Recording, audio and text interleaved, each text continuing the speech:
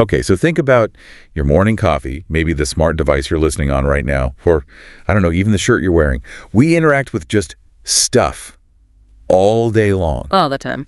We're often completely unaware of this incredibly intricate dance happening behind the scenes to get it all to us. It's like this invisible force shaping our daily lives and, well, the whole global economy. It really is. It's kind of the silent engine, isn't it? The thing that keeps the world supplied, influencing everything from, grocery prices to whether that new gadget is actually in stock. Exactly.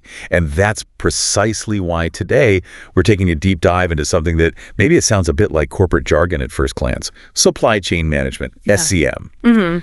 But it's fundamentally about connection, about flow, and honestly, it's fascinatingly complex. Our mission here is to really unpack what SCM truly is, look at its vital parts, see how it's, completely transformed. Yeah, it's not just evolved, it's really shifted. Right. And ultimately, show you why understanding this stuff is basically a shortcut to being incredibly well-informed about, everything around you. And we've got this comprehensive document guiding us today. It's packed with insights, some really surprising details, actually. You'll see pretty quickly, SCM isn't just moving boxes from A to B, not at all. Right. It's dynamic, it's high stakes, there's constant innovation. It's full of these unexpected twists in how things actually, land in your hands. Okay, let's unpack this then. We hear supply chain thrown around a lot, especially when things go wrong, like delays or shortages. Yeah. But what is supply chain management at its absolute core? Define this invisible force for us. Okay, at its core, SCM is the end-to-end coordination. It covers everything involved in sourcing materials, procurement, production, all the logistics, and crucially, customer service too. End to end. Okay. The whole point is to deliver products or services efficiently and, really importantly, cost-effectively. But it's more than just a sequence of steps. So it's not just getting a product out there, it's about getting the right product. Yes. In the right quantity, to the right place at the right time. And you mentioned cost. So at the right cost, is that the ultimate bullseye? That's the goal, absolutely. And in trying to hit that bullseye, it goes way beyond simple delivery.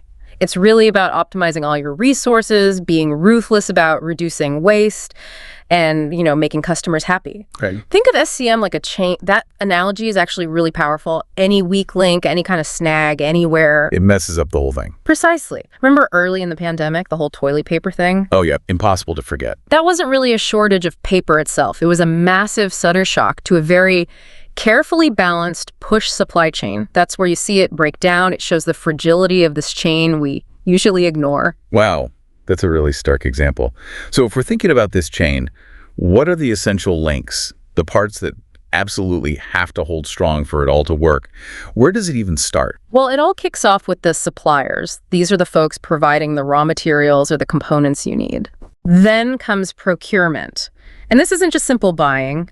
It's strategic sourcing, negotiating, managing supplier relationships. Okay, so more strategic than just placing an order. Much more. From there, we move to manufacturing, which is, converting those inputs, those raw materials or components, into the actual finished goods. And once those goods are made, they need somewhere to sit. Right. Strategic. Exactly. That brings in warehousing and inventory management, storing goods efficiently, knowing what you have and where. Then the actual physical movement starts with logistics. Ah, the trucks and ships and planes part. That's a big piece of it, yeah. Transportation, delivery, getting things to maybe distribution hubs. Okay. After logistics, you've got distribution. This is about the channels. How do products actually reach the customers? Is it retail stores, business-to-business sales, or direct-to-consumer, like e-commerce? Different paths. And then, of course, maybe the most crucial link, the whole reason the chain exists, the customers, the end users or the businesses actually using the product. But wait, the journey doesn't always end when the customer gets the product, does it? Sometimes things need to go backwards. You got it. That's returns or reverse logistics. It's managing everything that flows back. Product returns, repairs, recycling, handling warranty claims, even proper disposal. Seems like that could get complicated fast. It's incredibly complex and often overlooked, but it's becoming more and more important. It's critical for sustainability, obviously, but also for keeping customers happy and loyal. So when you get all these intricate moving parts working together smoothly, What are the really big upsides? What's the strategic advantage of having a really strong SCM system beyond just, getting stuff delivered? Well, the obvious ones are cost savings and better efficiency. But a really strong SCM system gives you something much more valuable, I think: strategic resilience. Resilience, meaning you can handle shocks better. Exactly. It lets companies not just survive disruptions like we saw with the pandemic or geopolitical issues, but actually pivot, maybe even gain ground when competitors are struggling. It turns what seems like a back office function into a real competitive weapon. Okay. Plus, it leads to much higher customer satisfaction because you're meeting expectations consistently, and it gives you that agility, that responsiveness you need when the market inevitably throws you a curveball. That definitely reframes it. No. Okay, so when we pace our supply chains, maybe the default image is still that old school linear path. Factory, truck, store, done. Yeah. How have they actually evolved from that traditional picture to what we see today? Yeah, historically, you're absolutely right. It was very much a linear model: supplier, a manufacturer, distributor, retailer, a customer. Pretty straightforward. Right. And the main focus back then, mostly cost reduction, keeping inventory levels under control. Visibility across that whole chain was pretty limited. A lot of it was manual, maybe semi-automated systems, kind of like driving, looking mostly in the rearview mirror. A one-way street with some definite blind spots. Ah. But today, with real-time data, global sourcing, all these complexities, it must be a totally different ballgame, right? What's the biggest shift you've seen? It's completely transformed into this integrated, highly networked model.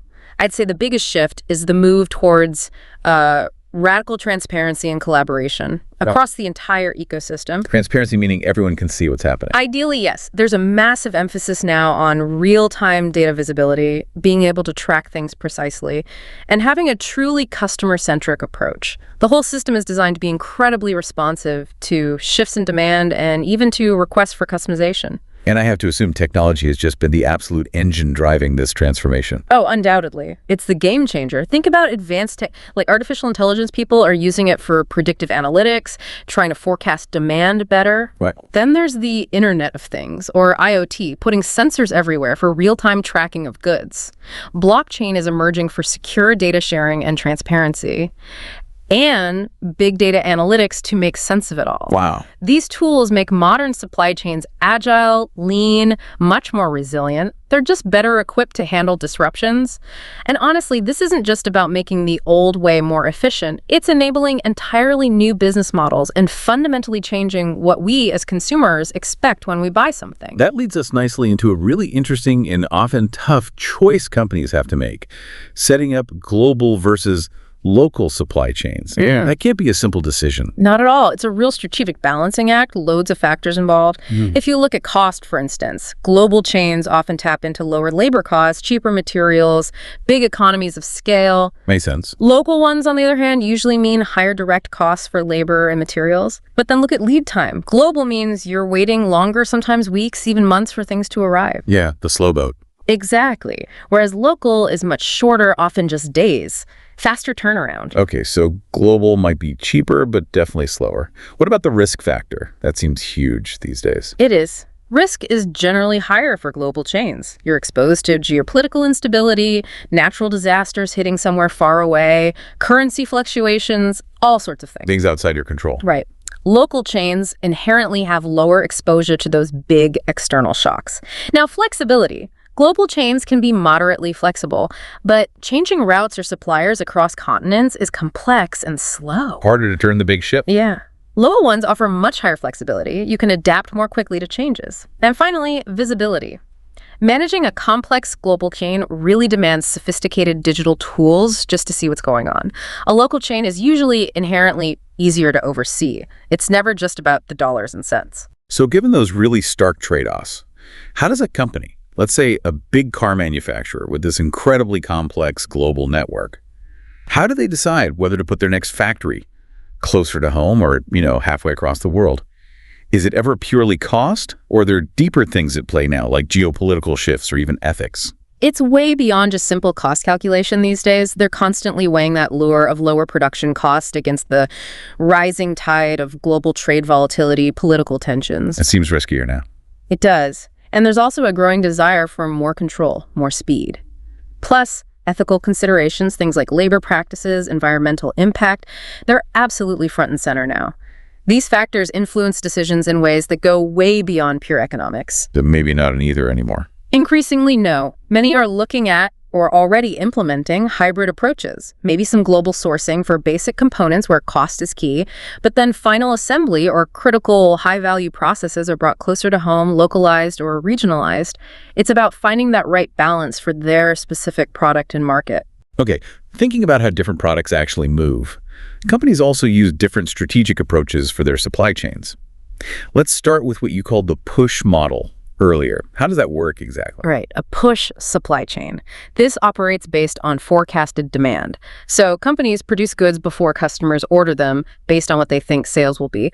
Then those products are pushed through the chain to warehouses, to retailers waiting for customers. What's the upside of doing it that way? Seems a bit risky.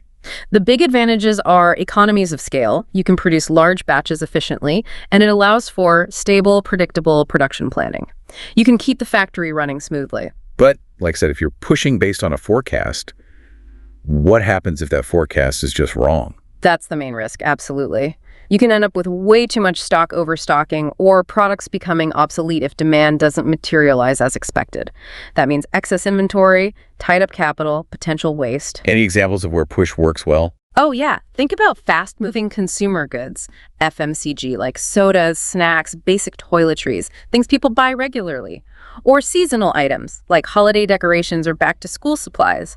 Those are classic push examples. Okay, so if push is about forecasting and producing in advance, then pull must be the opposite, reacting to actual demand. Exactly right. A pull supply chain is driven by actual customer demand. Production only kicks in after an order is placed. That sounds much less risky in terms of unsold inventory. It is. You get significantly lower inventory holding costs, much less wastage, because you're essentially only making what's already been sold. So what's the downside? Why doesn't everyone do pull? The main drawbacks are potentially longer lead times for the customer. They have to wait for it to be made. Wow. And you might miss out on sudden demand spikes if you can't ramp up production incredibly quickly. Where do we see pull systems most often? Think about custom manufacturing, building something to specific requirements, or a lot of e-commerce operations, especially for items with lots of variations or lower volume sales.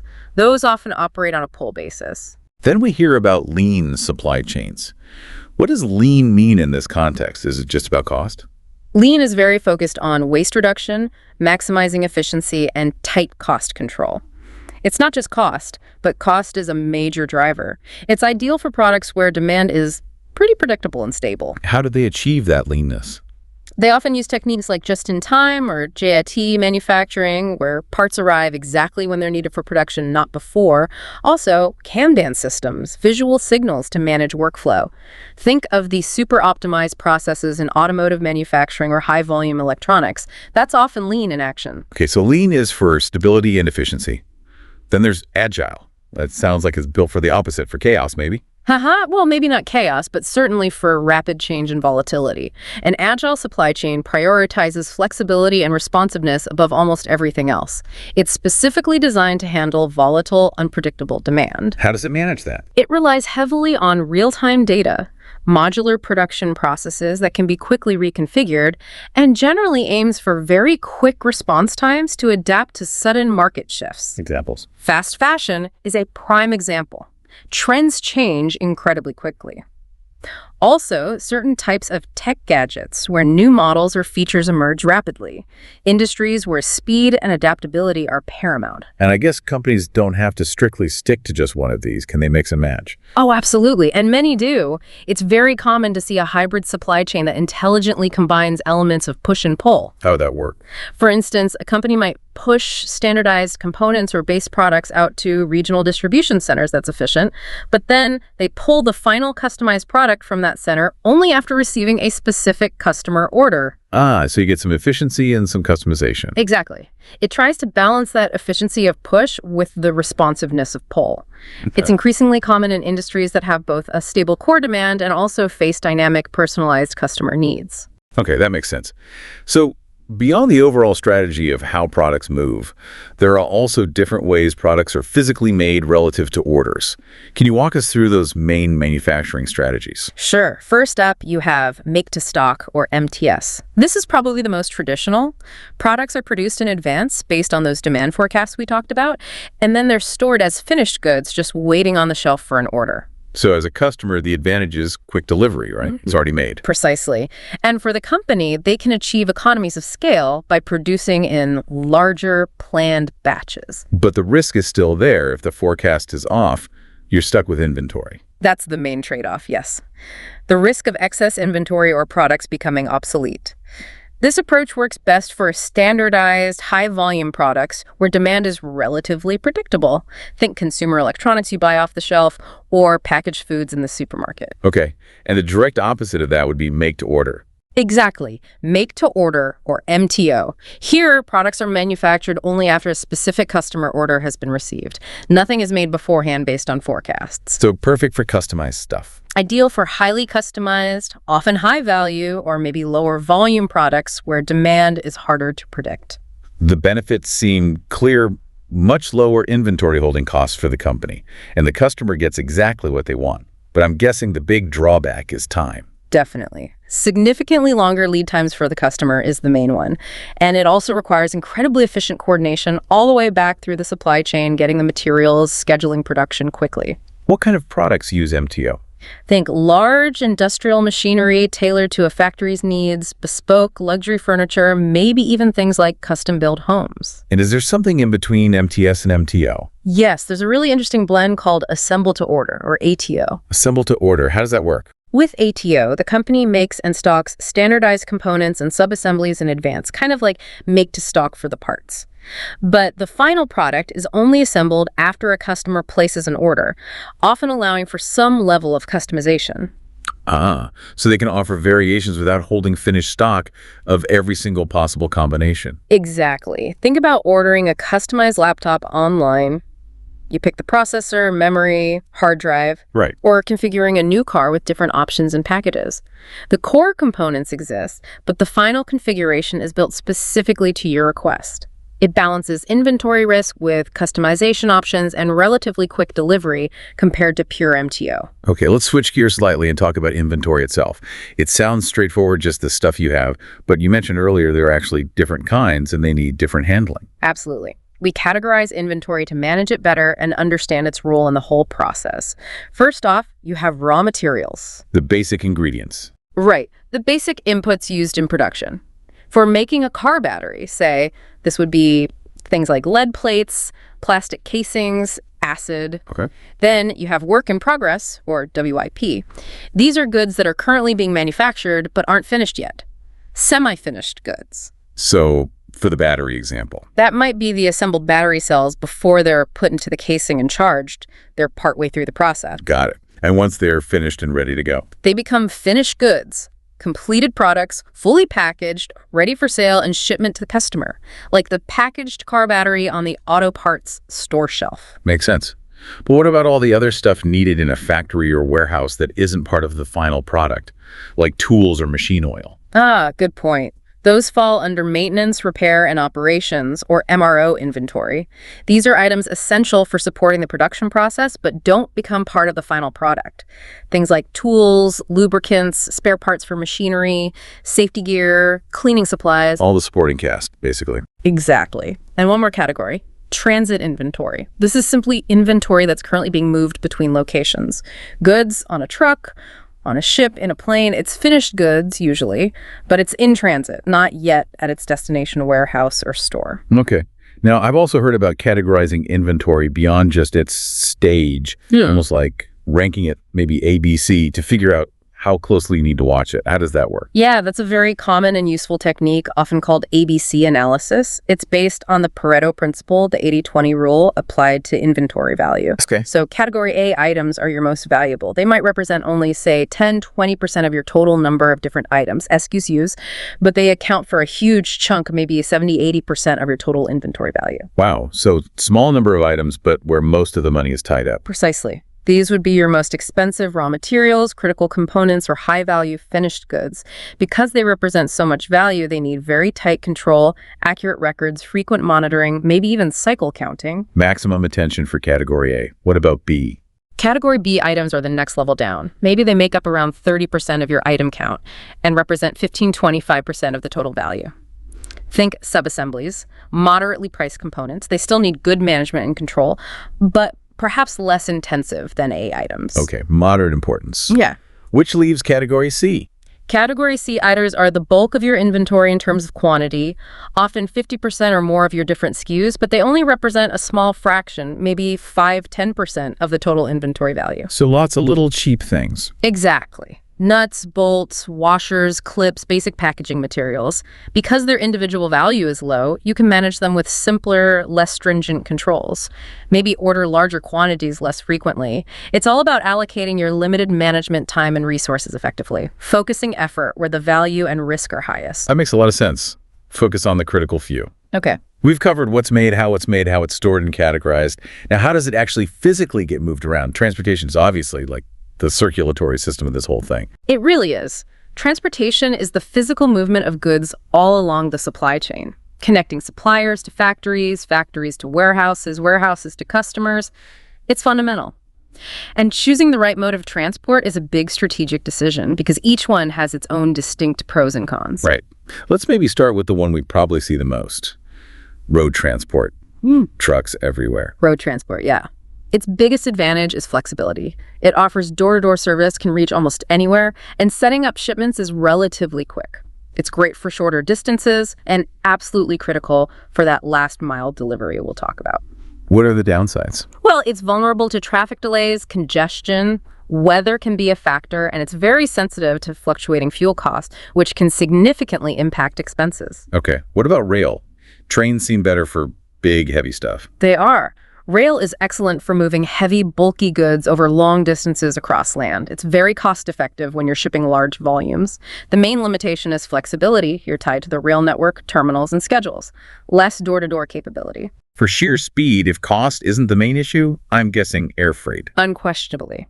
Air is by far the fastest option. It's ideal for high-value goods, urgent shipments, or things that are perishable. But it must be pricey. Significantly more expensive than other modes, yes. And there are capacity constraints. You can't easily ship extremely large or heavy items by air. Then there's the big one for international trade. Sea transport. Container ships. Sea is the absolute workhorse for global trade, especially for heavy, bulky cargo. It's the most cost-effective way to move large quantities between continents. The major drawback, as we discussed with global chains, is the long lead time. It takes weeks. Right, the slow boat again. And finally, you mentioned pipeline. That seems pretty specialized. It is. Pipeline transport is used almost exclusively for liquids and gases. Think crude oil, natural gas, refined petroleum products, some chemicals. Once a pipeline is built, it's incredibly reliable, efficient, and operates continuously. Yeah. But the initial investment to build a pipeline is enormous, and obviously it's geographically fixed. You can't just reroute a pipeline easily. Okay, so multiple modes for different needs. Now, beyond just choosing the mode, a lot of companies today don't actually manage all this transport and warehousing themselves, do they? They outsource it. What exactly is a third-party logistics or 3PL provider? Very 3PL is basically an external company that businesses hire to handle specific logistics functions on their behalf. This could be transportation management, warehousing, inventory control, order fulfillment, customs brokerage, a whole range of services. Why would a company do that instead of keeping it in-house? There are compelling reasons. Often it's about cost savings. 3PLs have scale, expertise, and technology that a single company might struggle to match affordably. It also offers scalability. You can ramp services up or down as your business needs change without investing in your own trucks or warehouses. And you get access to their specialized expertise and often advanced technology. Any examples we might know? Oh, sure. Big names like DHL Supply Chain, FedEx Supply Chain, XPO Logistics, C.H. Robinson. These are major global 3PLs. Okay. And then I've heard of fourth-party logistics or 4PL providers. That sounds like one level higher, more strategic. It is, exactly. A 4PL acts more like a strategic partner or integrator for the client's entire supply chain. They don't just perform specific tasks, they manage the entire logistics ecosystem. What does that actually mean, managing the whole ecosystem? It means they might oversee and coordinate multiple 3PLs that are handling different pieces, like transport and warehousing. They integrate various IT systems to provide end-to-end visibility. They make higher-level strategic decisions about network design, carrier selection, technology adoption, essentially acting as the client's outsourced logistics brain. So the benefits would be even greater control and visibility. Yes, end-to-end supply chain visibility is a huge one. Centralized strategic control. Often faster innovation because the 4PL brings expertise, and it significantly reduces complexity for the client company.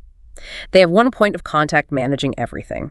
Think of firms like Accenture or sometimes specialized divisions within large logistics companies acting in this 4PL lead logistics provider role. Fascinating. Okay, let's zoom in now on the very last leg of the journey.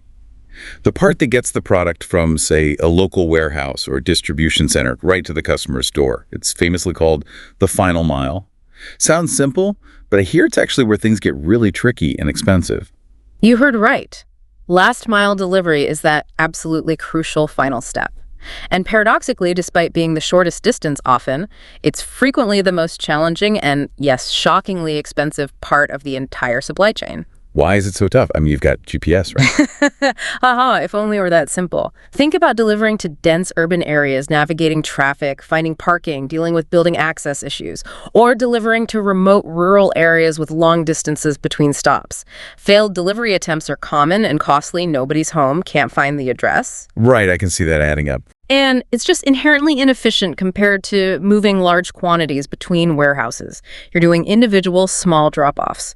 That fragmentation drives up the cost significantly. Estimates vary, but the last mile can easily account for over 50% of the total shipping cost. 50%. Plus, customer expectations are constantly skyrocketing.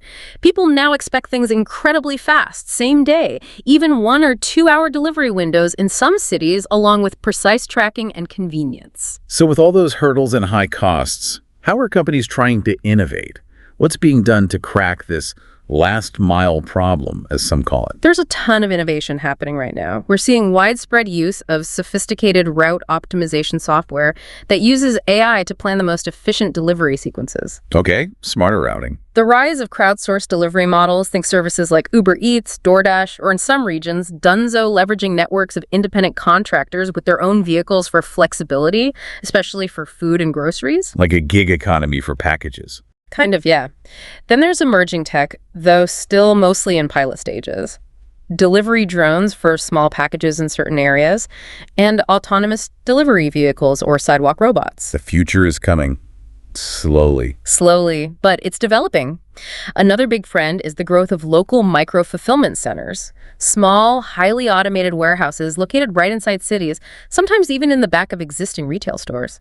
This brings inventory much closer to the end customer, speeding up that final delivery. Cutting down the distance. Exactly. And you really have to mention the impact of e-commerce giants like Amazon. They've completely redefined customer expectations for last-mile speed, tracking, and convenience, forcing everyone else in the industry to adapt and innovate just to keep up. Definitely set a high bar. Okay, now let's flip the coin. We talked about delivery, but what about when stuff needs to come back? You mentioned reverse logistics earlier. It often sounds like just a hassle dealing with returns, but you said it's strategically important. Why? Yes, that often neglected flow of goods moving backward through the supply chain. Returns, repairs, recycling, refurbishment, warranty claims. It's all part of reverse logistics. And it's far more than just a cost center or a hassle. It's actually a critical strategic lever for businesses today. How so? Well, first, think about customer satisfaction. A smooth, easy, hassle-free return or repair process can build immense customer loyalty. It can even turn a potentially negative experience receiving a faulty product into a positive interaction with the brand. Yeah, a bad return experience can really sour you on a company. Absolutely. Second, it's crucial for sustainability. Effective reverse logistics enables proper recycling, responsible disposal, or refurbishment of products, supporting the move towards circular economy models. Right. Closing the loop. And third, companies can actually recover significant value from returned goods. Maybe they can be repaired and resold, or parts can be harvested. It's not just about minimizing loss, it's about maximizing recovery. So it really does tie directly into those bigger trends of circular supply chains and greener SCM strategies. How do companies actually measure if their reverse logistics are any good? Are there specific metrics? Definitely. Key metrics include the return rate itself, what percentage of products are coming back, the time to process a return or repair, how quickly does the customer get their refund or fixed product, and the recovery percentage, how much value are we actually managing to salvage from these returned items versus just scrapping them. I remember years ago, many saw reverse logistics purely as a nuisance, but smarter companies quickly realized it was actually a potential gold mine for building loyalty and a greener image, a real differentiator. That's a great perspective shift. Okay, we've covered a huge amount of ground about how these complex systems work. Yeah. But how do they stay standing? How do they build resilience, measure their performance accurately, and try to future-proof themselves against what seems like a constant barrage of disruptions these days? Let's start with the threats. What kind of risks are supply chains really facing? Oh, the landscape of risk is incredibly diverse today. You've got supply-side risks, things like a critical supplier suddenly going bankrupt, maybe quality issues with the materials they provide, or they just don't have the capacity to meet your demand. Problems with your inputs. Exactly. Then there are demand-side risks, sudden, unexpected drops or surges in consumer demand that your forecasts didn't catch, or just chronically inaccurate forecasting leading to mismatches.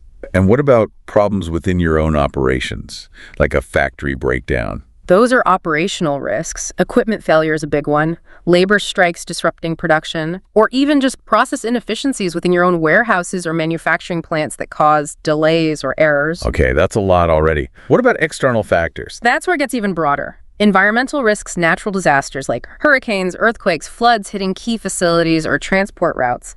Pandemics, obviously, as we've seen. Longer-term climate change impacts. Then geopolitical risks. These are huge right now. Trade restrictions, tariffs, wars, political instability in regions where you source or operate. Seems like those are constantly shifting. They are. And finally, don't forget cyber and IT risks. System outages taking down your planning or warehouse management systems. Cyber attacks targeting your data or operations. Critical data breaches. It's a minefield out there. Wow. That is an absolutely dizzying array of things that can go wrong. Okay. How on earth do companies even begin to try and mitigate all of that? How do you build resilience against so many potential pitfalls? Well, it requires a proactive, multi-layered approach. You can't eliminate risk entirely, but you can manage it. One common strategy is building inventory buffers, holding strategic amounts of extra stock for key materials or finished goods to absorb short-term shocks. Safety stock. Exactly. Another crucial one is supplier diversification, deliberately avoiding over-reliance on a single supplier, especially for critical components, or sourcing from different geographic regions. Don't put all your eggs in one basket. Precisely. Cultivating those agile supply chains we talked about, designing them for flexibility and rapid response, is inherently a risk mitigation strategy. Using digital monitoring tools, things like control towers that provide real-time visibility across the network, helps you spot problems earlier. And having flexible transportation options, relationships with multiple carriers across different modes, allows you to pivot quickly if one route gets disrupted. So a combination of planning, diversification, and technology. That's a good summary. It's about building redundancy and flexibility into the system. And how do companies actually know if all this effort, the strategies, the mitigation tactics is actually working? How do they measure performance? What are the core KPIs, the key performance indicators that really tell the story? There are several really vital ones that most well-run supply chains track obsessively. A big one is OTIF, which stands for On Time In Full. On time in full. What does that capture? It measures whether the customer's order was delivered exactly when it was promised, on film, and whether it contained everything that was ordered in the correct quantities in full. It sounds simple, but hitting high OTIF levels consistently is really hard. I can imagine. Yeah. If you order 10 things and only get 9, even if it's on time, that's an in full failure. Exactly. And that directly impacts the customer. Another key one is fill rate, which is closely related. It measures the percentage of customer demand that you are able to meet directly from available stock without stockouts or back orders. How much you could satisfy immediately. Right. Then there's inventory turnover. This measures how many times your inventory is sold or used and replaced over a specific period, like a year. A higher turnover generally indicates efficient inventory management. You're not holding on to stock for too long. Okay, efficiency metric. What else? Cycle time is important, usually measuring the total time from when a customer places an order until they receive it. Shorter is generally better.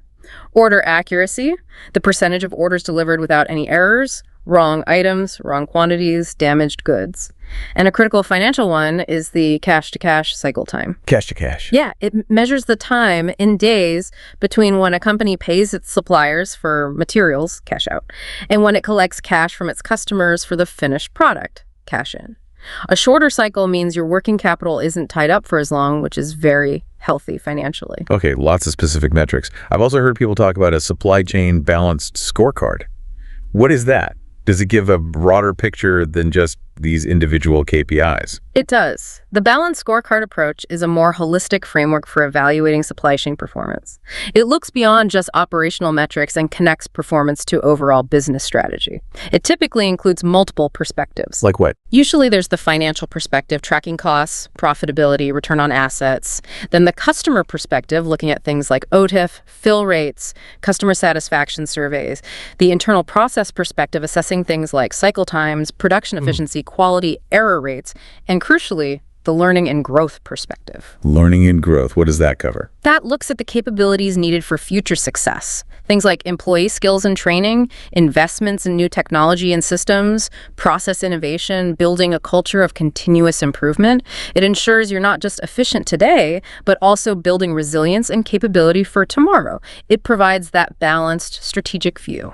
That sounds like a really powerful way to connect the dots.